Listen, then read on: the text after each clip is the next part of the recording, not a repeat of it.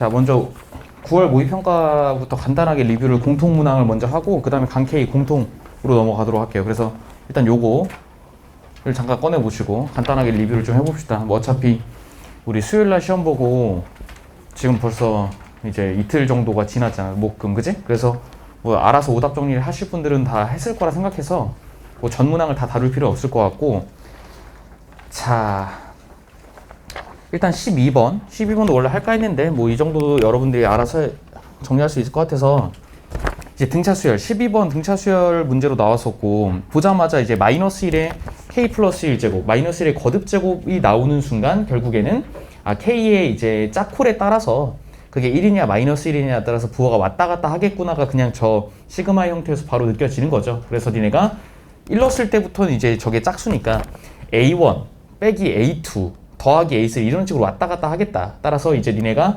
나열했을 때 사실 니네가 뭐 사실 현장에서는 마음이 급해가지고 막 이제 다 나열해봤을 수도 있는데, 첫 번째 간단하게만 리뷰를 해보면 B2가 뭐가 나오니? B는 거 저기 n에다 2 넣은 거니까 이제 K에 1 넣고 2 넣고 더한 거라서 그냥 말 그대로 이런 식으로 이제 되고요. 보자마자 요게 그냥 마이너스 2라고 된 건가? 요게 문제에서 마이너스 1이에요.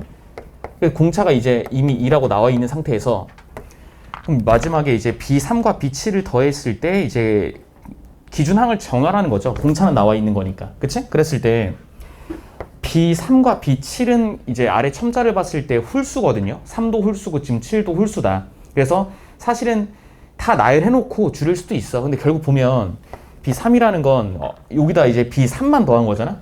A1 마이너스 A2 플러스 A3. 그래서 사실 얘를 마이너스 D로 묶고 뒤에 플러스 A3, 그러니까 앞에서부터 두 개씩 묶어서 공차를 마이너스 공차라고 니네가 묶은 다음에 맨 뒤에 항을 남겨둘 수도 있는데, 사실은 이렇게 니네가 A1 하나만 쓸게요.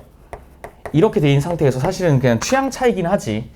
이렇게 묶어서 이거를 마이너스 D라고 쓰고 A3 빼기 D로 볼 거냐 아니면 A1 더하기 D로 볼 거냐 뭐 이 정도의 차이가 있는데, 보통은 그냥 바로 공차가 나오게 쓰는 게 좀 더 연산이 좀 덜 헷갈립니다. 그래서 여기서는 그냥 니네가 A1 플러스 그냥 D라고 쓰는 게 낫겠죠. 물론 D는 이제 찾아놓은 상태인 거고, 그랬을 때 이제 B5도 같은 방식으로 해보면 이게 A1 플러스 2D가 나와요. 맞죠? 뒤에 마이너스 A4 플러스 이제 이거니까 다시 한번 두 개 묶으면 A1 플러스 2D다. 그래서 사실은 니네가 이제 봤을 때 이런 식으로 이제 구조가 되는 거니까 사실 B라는 그 수열에 역시 홀수 번장 자체가 역시나 공차가 D짜리 등차를 다시 이룰 수밖에 없는 거지. 그래서 의도적으로 지금 B3과 B7을 더해서 0이다면 이게 평균이니까 평균이 다시 0이다. 그래서 A1 값이 대입하시면 마이너스 4다. 이런 식으로 결정이 되는 거겠죠. 맞지? 그래서 B의 홀수 번장들도 다시 등차 수열인 거니까 마지막에 9개를 더한다 치면 B 13579.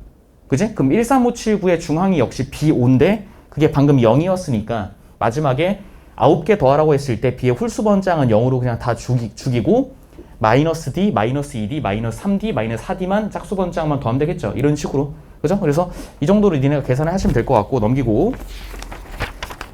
자, 13번도 좀 뻔한 그냥 정적분이 0이다. 이거 내가 풀 생각은 없어. 근데 이제 이런 거지. 니네가 그래프를 그렸을 거 아니야? 근데 처음에 저 식을 보고 바로 눈으로 이제 판단해 볼 수도 있어. x 대신에 마이너스 x를 대입한 게 두 번째 식입니다. 맞지? x 대신에 마이너스 x를 대입하면 0 오른쪽 식이 되는 거지. 따라서 y축 대칭 시킨 함수가 될 수밖에 없는 거죠. 수식적으로.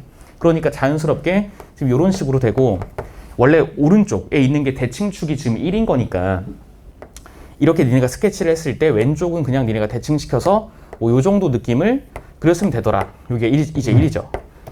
그치? 근데 사실 이제 그 4보다 크다라고 돼 있나요? K 값이 첫 번째 줄에.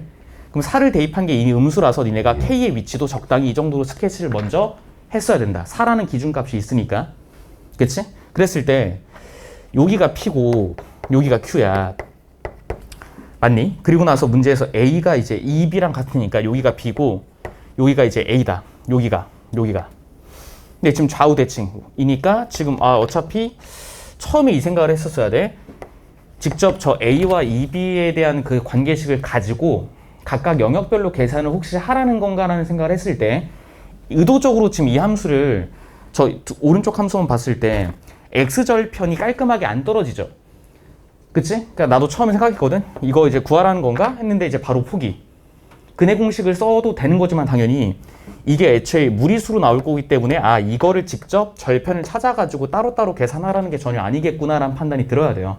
그래서 대칭성에 의해서 요게 2b니까 여기가 b고 요게 b다. 그래서 0부터 여기까지 위쪽 아래쪽 넓이 같으니까 그냥 0부터 k까지 정적분 때렸을 때 0입니다. 이 정도로 니네가 바로 방향을 틀었어야 되는 거지. 그치? 그래서 나는 니네가 현장에서 뭐 정신없이 풀었을 때 이거를 혹시라도 이제 구하려고 했던 분들은 이건 좀 아니겠는데? 라는 생각을 드는 게 이제 어떤 힌트라고 볼 수도 있을 것 같아. 그치? 근해 공식을 꾸역꾸역 쓰는 것도 어차피 의미가 없는 거니까. 됐고, 넘어갑시다. 14번은 설명 간단하게만 해볼게요. 이거는 우리가 지금 강K에서도 그렇고 굉장히 많이 연습을 했던 포인트라서 첫 번째, 필기만 해보자. 원의 기능.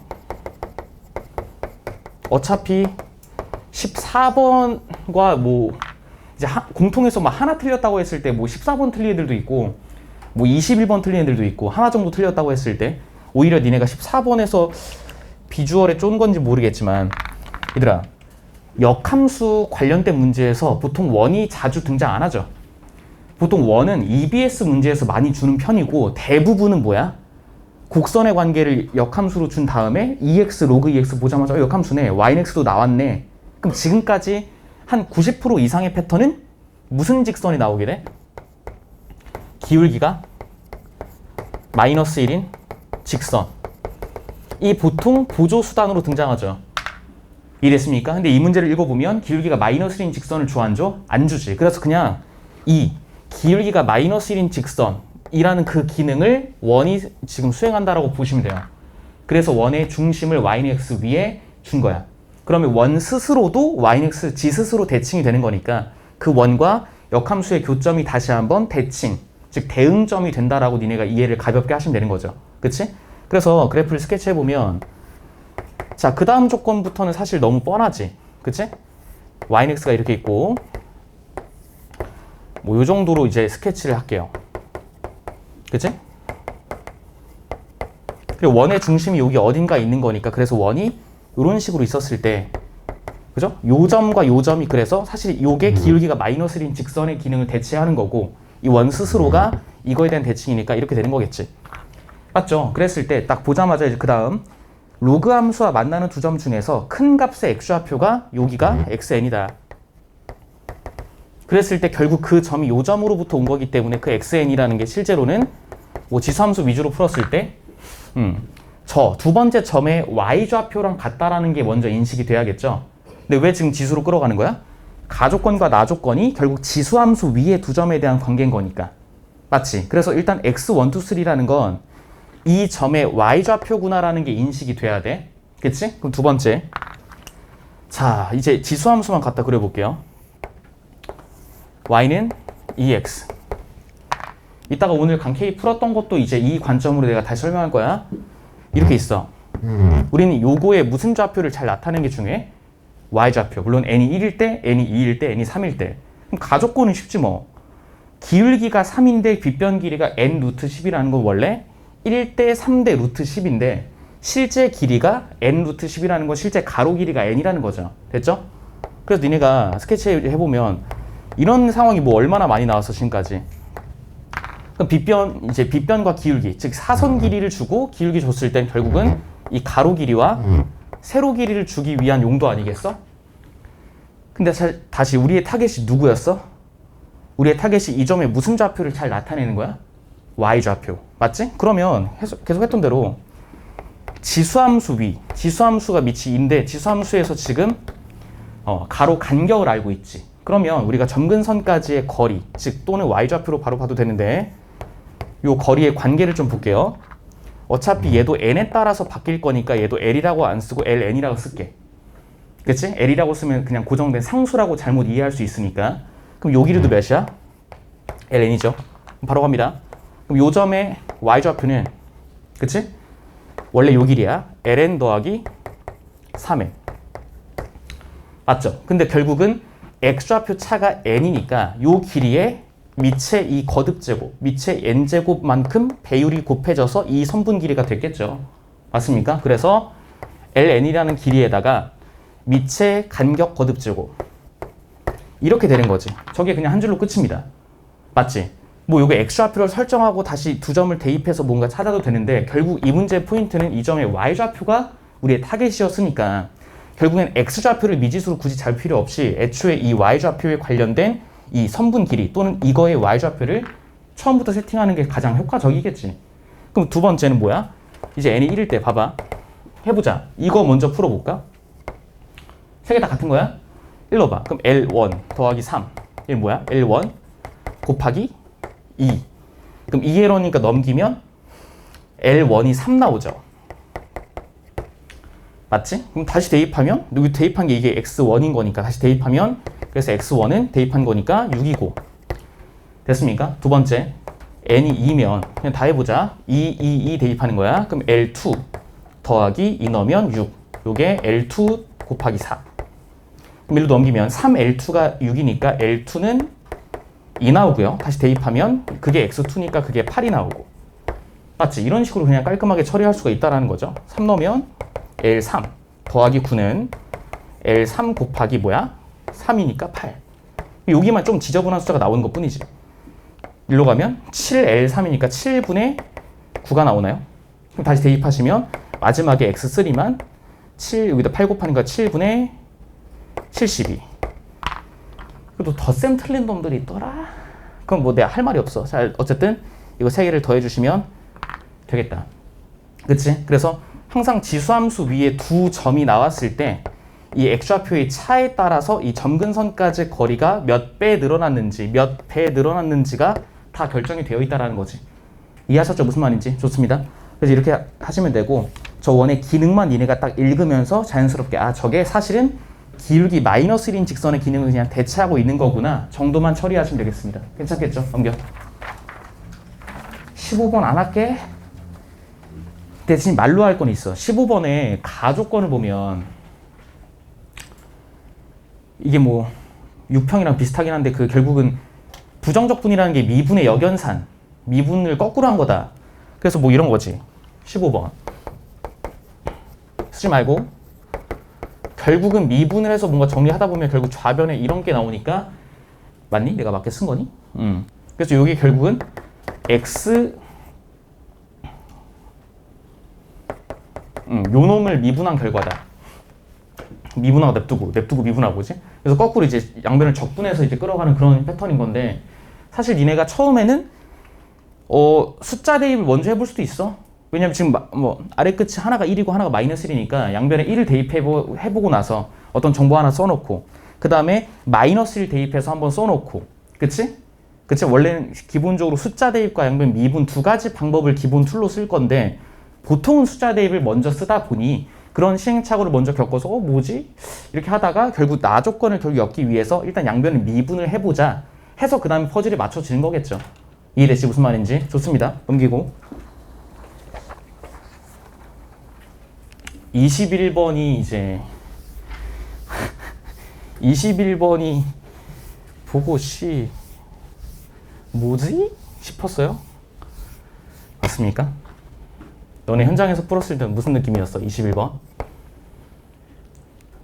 21번까지 안 갔니? 21번. 자, 최고 참계수 1인 3차 함수인데 2k-8 2분의 fk 더하기 2 빼기 fk 뭐 다른 방식으로 막 할 수도 있는데 사실 그거는 아무 의미가 없는 것 같고 더하기 14k 사실은 이게 정수 실수 x가 아니라 이제 정수 k라고 일단 그 문자의 범위가 그 제한되어 있다 보니까 막 이런 거 있잖아. 뭐가 있을까? 막 그 옛날 문제 중에 이거 맞나? 기억이 안 난다. 아닌데? 이였나? 이거였나? 기출문제 중에? 다항함수 fx가 뭐 저런 다항함수 fx에 대해서 다음 부등식이 성립을 한다. 그랬을 때 우리 1 넣고 1 넣었을 때 0이다. 그치? 즉 이 부등식에서 결국 가장 왼쪽에 있는 덩어리와 가장 오른쪽에 있는 덩어리 값이 결국 같게 되면 그 사이에 있는 거 그 사이에 낑겨 있을 수밖에 없다라는 그런 어떤 샌드위치 정리는 아니지만 어쨌든 양 끝 값을 결국 같은 값으로 만들면서 그 가운데 있는 거 그 사이에 가둬두게 되는 그런 아이디어가 사실 여기서 적용이 된 거라고 보시면 되거든요. 보시면 구하는 게 F'3인 거니까 사실 저도 처음에 이거 평균 변화율이네라는 생각이 당연히 들어요. 맞습니까? 얘에서 F 뺀 게 지금 2니까 이게 어쨌든 fx라는 3차 함수 위에 k, fk 그리고 k 플러스 2, k 플러스 2에서의 두 점 사이의 기울기라고 물론 해석이 될 수가 있는 숫자인데 정수 k에 대해서 그걸 백날 그려봤자 의미가 없다라는 거죠. 어차피 개형 자체가 추론이 안 된다는 뜻이야. 그래서 일단 그 방법은 고민을 분명히 나는 시험장에서 했을 거라 생각해. 이거 기울기로 뭔가 해석하면 될 것 같은데 근데 안 돼요. 그럼 갖다 버리셔야 된다는 뜻이에요. 그래서 이게 생각보다 우리가 이거가 계속 그 기울기라는 그 모양에 너무 꽂혀가지고 어떻게 해석해야 되지? 어떻게 해석해야 되지? 막 이러면서 이건가? 막 이러면서 막 이런 어떤 그 시행착오를 거쳤을 수도 있는데 도저히 해석이 잘 안 된다. 그렇다면 이게 일단 부등식의 꼬라지를 쳐다봤을 때 얘를 가운데 가둬두면서 이제 왼쪽에 있는 값과 오른쪽에 있는 값이 결국 같게 되는 그러한 k 값을 찾는다면 결국 그 가운데 값이 그 값으로 확정이 된다는 그 아이디어를 그냥 저렇게 정수 조건에 의해서 그냥 구하시면 된다는 뜻이야. 그치? 그래서 두 개 같다라고 놓고 풀면 k가 마이너스 1, 마이너스 2 이렇게 두 개가 되고요. 대신 이런 거지. 마지막에 이거 구하는 거잖아. 그치? 그래서 k가 일단 하나만 써보면 마이너스 1과 마이너스 2일 때 두 가지 값이 같거든요. 그럼 대입하시면 어떻게 돼? 마이너스 1? 그럼 뭐야? 마이너스 10. 두 배 하시면 어떻게 돼? f 마이너스를 넣어봐. 1 마이너스 f 마이너스. 그게 마이너스 20 이런 식으로 되나요? 이런 식이 하나 더 나올 거 아니야? 그래서 사실은 원함수를 식을 세워가지고 다 때려박아도 되는데 결국은 어차피 구하는 것도 도함수의 식을 구하는 건데 생각을 해보면 3x 제곱 더하기 1차항계수 상수항 이렇게 이제 두 가지 요소를 모르는 거잖아. 대체 그러니까 두 가지 요소를 찾기 위해서는 결정 조건 두 개가 필요한 건데 그래서 식이 두 개가 나온다는 뜻이죠. 그래서 얘를 그냥 도함수의 정적분으로 사실 처리를 하는 게 마지막에 니네가 좀 센스 있게 구하는 값도 계속 좀 쳐다보는 연습이 필요하다라는 거야. 알겠지? 무슨 말인지? 그래서 요 정도만 신경 쓰시면 될 것 같고요. 나머지 계산하시면 됩니다. 좀 특이한 문제긴 한데 그냥 뭐 그렇다. 그죠? 자, 22번까지만 가볍게 보고 이제 강K로 갈게요. 22번.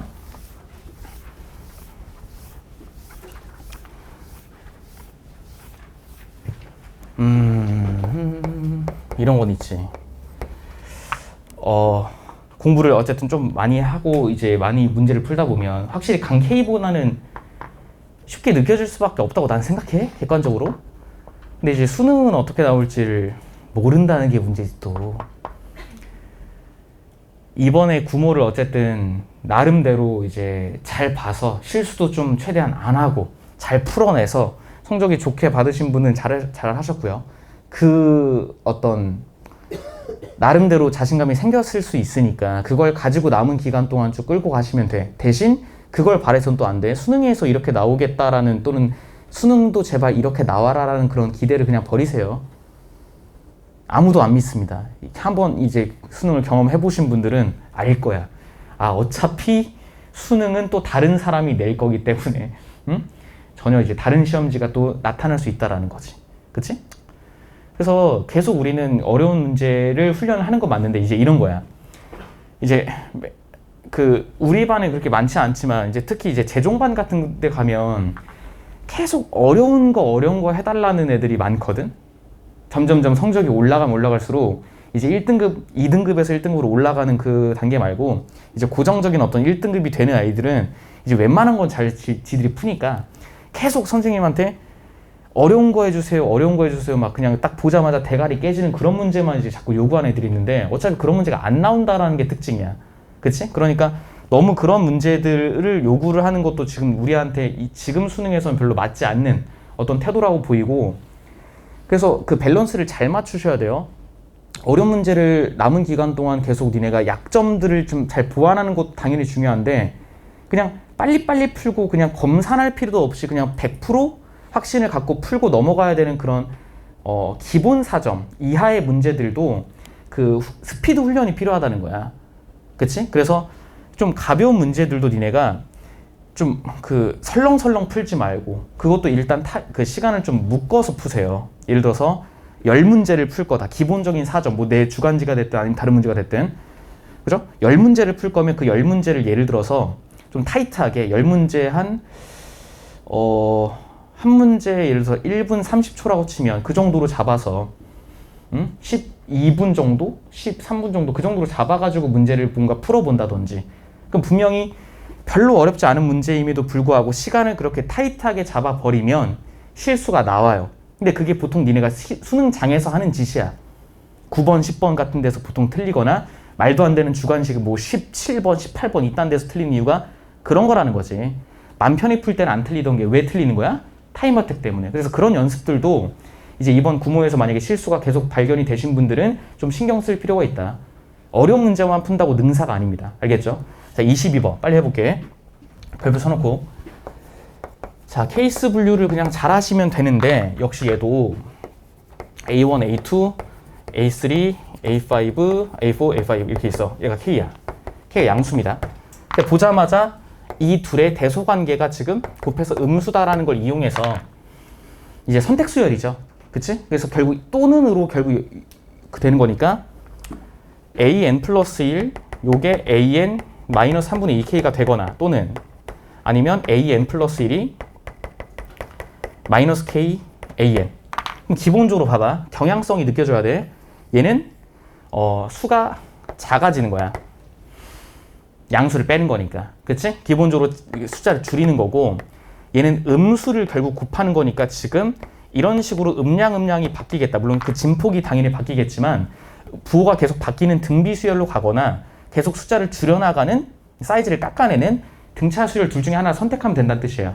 그래서 사실은 봐봐. 일단 니네가 이제 그 다음 A2와 A3를 곱해서 음수가 되는 케이스를 생각했을 때 첫 번째 얘를 갖다 쓰면 3분의 1K. 그쵸? 그 다음에 이제 여기서 이제 다시 한번 이게 양수니까 음수가 되기 위해서는 한 번 얘를 더 적용해서 마이너스 3분의 1K가 되거나 이 등비 마이너스 K를 곱해서 이런 식으로 해도 되는 거죠. 그럼 첫 번째 등차로 시작한 건 다 했으니까 여기다 마이너스 K를 곱하시면 마이너스 K제곱. 따라서 얘는 음수니까 얘는 반드시 양수가 나와야 돼. 그럼 자연스럽게 얘에서 얘를 깎아내봤자 음수니까 말이 안 돼서 얘를 한 번 더 적용해서 얘는 K세제곱이구나. 그래서 먼저 저 둘을 곱해서 음수가 되는 게 크게 세 가지 케이스를 니네가 잘 잡아내셔야 되고 그 다음 봐봐. 지금 이런 식으로 가고 있는 거잖아. 근데 얘가 문제에서 뭐야? 0이야. 그럼 사실은 A5까지 다 써놓고 그게 0입니다를 풀어도 되는 건데 우리가 기본적으로 점화식 문제 풀 때 정방향 나열과 역방향 나열을 필요하다면 골고루 섞어서 쓸 수도 있어요. 다 A5까지 다 써놓고 그냥 그게 0이다 풀어도 되고 아니면 생각을 이제 잘해보자. 얘가 0이 돼야 돼. 그럼 어차피 이 두 규칙을 가지고 0을 만들 수 있는 건 깎아내서 0이 되거나 애초에 이 새끼가 0인 방법밖에 없어. 부호를 바꾸더라도 0이 될 거면 앞에 마이너스를 붙여도 0이 되려면 그 앞에 항이 0이거나 깎아내는 즉 등차 구조로 0이 되려면 그 앞에 건 반드시 3분의 2K거나 0일 수밖에 없어요. 그래서 소소하게 지금 니네가 끝까지 갈 수도 있지만 A5가 0이 되기 위한 A4의 구조도 동시에 좀 역방향과 정방향을 섞어 생각한다면 얘는 그래서 결국 가능한 숫자가 이놈이거나 0이겠구나 정도를 볼 수 있다는 거야. 그치? 그러니까 기본적으로 A4가 0 이상의 숫자가 돼야 말이 된다는 뜻이에요. 그치? 그러니까 여기서 얘를 하나 더 빼는 건 당연히 말이 안 된다. 음수면 무조건 탈락. 그래서 다시 한번 마이너스 K를 곱해서 3분의 1 K제곱이 되거나 또 이걸 빼면 말이 안 되죠. 이미 음수니까 역시 마이너스 K 또 하나 곱해서 3분의 1 K 세제곱이거나 아니면 여기서 음수로 역시 가면 안 되니까 이번엔 여기서 요 놈을 갖다 빼서 이렇게 이제 된다는 거지. 그래서 얘가 0일 수는 없으니까 얘가 3분의 2K, 3분의 2K, 얘는 3분의 2K거나 0이거나 그래서 일단 표면적으로는 세 가지로 보이지만 실제로는 요거에서 두 가지 케이스가 나오니까 총 네 가지의 K제곱의 값을 또 찾으면 되겠다. 또 마지막에 K제곱 더하라 그랬는데 또 K값까지 다 찾고 있지 말고 K제곱이 총 4종류가 나온다는 거지. 그치? 그래서 소소하게 정방향과 이제 역방향을 동시에 니네가 이 점화 구조에서 일단 얘는 깎아내는 거구나, 얘는 부호가 계속 바뀌는 거구나 정도의 인식이 있으면 A사가 왜 음수가 되면 안 되는지에 대한 걸 금방 또 판단해 볼 수 있겠죠. 괜찮습니까? 오케이, 좋습니다. 잠깐 끊을게요. 예.